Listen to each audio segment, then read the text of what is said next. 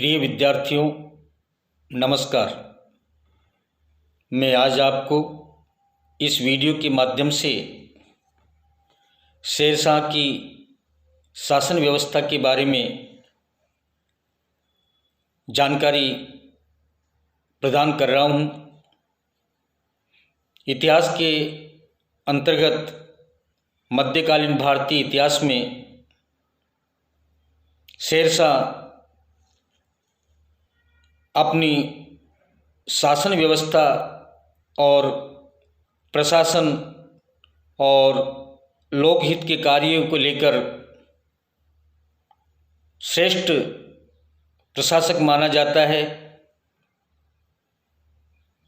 मुगल बादशाह अकबर का भी उसको अग्रगामी कहा जाता है अपनी शासन और प्रशासनिक व्यवस्था की श्रेष्ठ नीतियों के कारण। तो आज हम शेरशाह की शासन व्यवस्था के अंतर्गत उल्लेख करने जा रहे हैं। शेरशाह न केवल एक सफल विजेता और कुशल कूटनीतिज्ञ ही था, बल्कि श्रेष्ठ प्रशासनिक प्रतिभा का धनी भी था।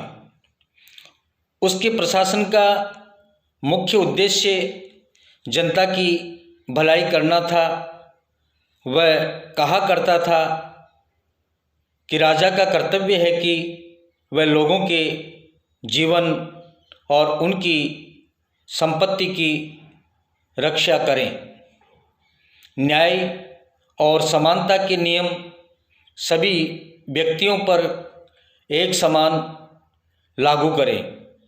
वह अपने अधिकारियों को कठिन अनुशासन में रखें ताकि वे प्रजा के साथ अनुचित व्यवहार न कर सके।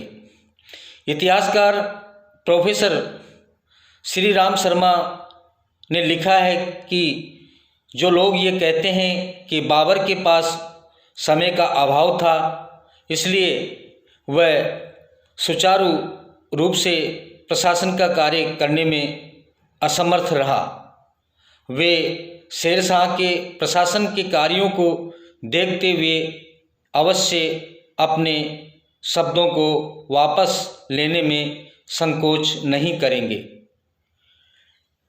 लेकिन अबुल फजल ने लिखा है कि शेरशाह ने अलाउद्दीन खिलजी की योजनाओं को अपना लिया था। इसी आधार पर डॉक्टर त्रिपाठी और डॉक्टर परमात्मा शरण ने भी लिखा है कि शेरशाह वास्तव में एक व्यवस्था सुधारक था, मौलिक व्यवस्थापक नहीं। किंतु इस प्रकार की धारणाएं उचित प्रतीत नहीं होती। प्रोफेसर क्रुक और प्रोफेसर कानूनगो ने तथ्यों के आधार पर यह सिद्ध करने का प्रयास किया है कि शेरशाह ने अपने प्रशासन को मौलिक स्वरूप देने का प्रयास किया था। संभव है उसने अपने पूर्ववर्ती शासकों से कुछ बातें ग्रहण कर ली हो। अब्बास खान ने ठीक ही लिखा है कि उसने देश की समृद्धि तथा प्रजा की भलाई के लिए कुछ नियम बनाए, जिसका आधार उसके निजी विचार तथा विद्वानों के ग्रंथों से लिए गए सिद्धांत दोनों थे। वस्तुतः शेरशाह की प्रशासनिक योग्यता के अंकुर हमें उसके पिता की जागीर के प्रबंधक के रूप में मिलते हैं। अब आता है केंद्रीय प्रशासन। शेरशाह ने किस प्रकार से केंद्रीय प्रशासन को सुव्यवस्थित और सुनियोजित तरह से स्थापित किया था।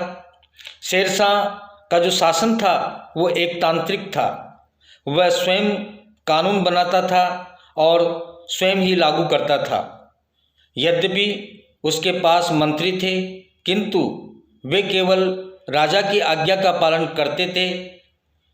अब्बास खां के अनुसार शासन के प्रत्येक कार्य को शेरशाह स्वयं देखता था, चाहे वह कार्य छोटा हो या बड़ा।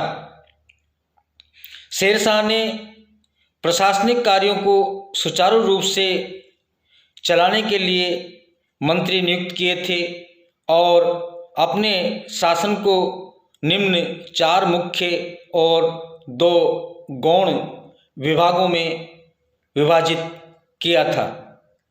ये विभाग उनके मंत्रियों के अधीन होते थे।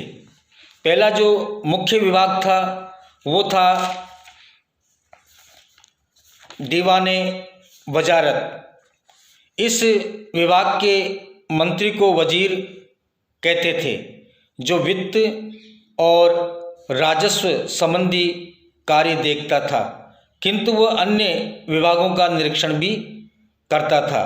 अर्थात आजकल के वर्तमान समय में जो वित्त मंत्री की शक्तियां हैं, वित्त मंत्री के अधिकार है, उसी तरह से उस समय वित्त मंत्री को शेरशाह के शासन व्यवस्था में केंद्रीय प्रशासन के अंतर्गत दीवाने वजारत कहा जाता था वित्त विभाग को। और इस वित्त विभाग या दीवाने वजारत का जो मंत्री होता था वो वजीर कहलाता था। दूसरा जो विभाग है वो है दीवाने आरिज। इस विभाग का मंत्री सेना की भर्ती, सैनिक संगठन आदि कार्यों को करता था। तीसरा जो विभाग था वो था दीवाने रसालत। इस विभाग के मंत्री का मुख्य कार्य राजा के निर्देशानुसार अन्य देशों के साथ कूटनीतिक संबंध स्थापित करना, दूसरे देशों में दूत भेजना और बाहर से आए व्यक्तियों पर नियंत्रण रखना था। अर्थात ये एक तरह से विदेश विभाग होता था और इसे विदेश विभाग को उस समय केंद्रीय प्रशासन के अंतर्गत शेरशाह की शासन व्यवस्था में दीवाने रसालत कहा जाता था। अब आता है अगला जो मुख्य विभाग, वो था दीवाने इंशा।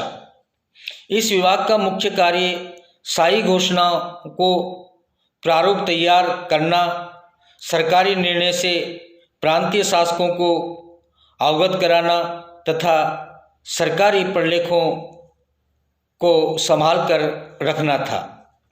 तो इस तरह से केंद्रीय प्रशासन के 4 विभाग थे, दीवाने वजारत, दीवाने आरिज, दीवाने रसालत और दीवाने इंसा।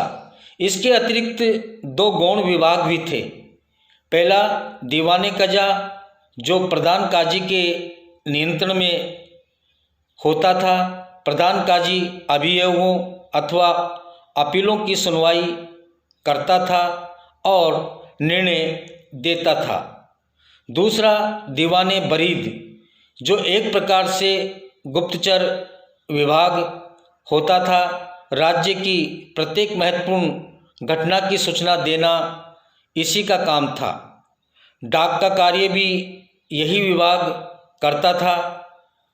इसके अतिरिक्त एक खानेसामा नामक अधिकारी बादशाह के व्यक्तिगत गृह प्रबंध व शाही महल के सैकड़ों नौकरों पर नियंत्रण रखता था। तो इस प्रकार से केंद्रीय प्रशासन की जो रूपरेखा थी वो अलग अलग विभागों के अंतर्गत अलग अलग मंत्रियों के अधीन संचालित होती थी, जिसका उल्लेख हमने आपको इस वीडियो के माध्यम से स्पष्ट किया है। धन्यवाद।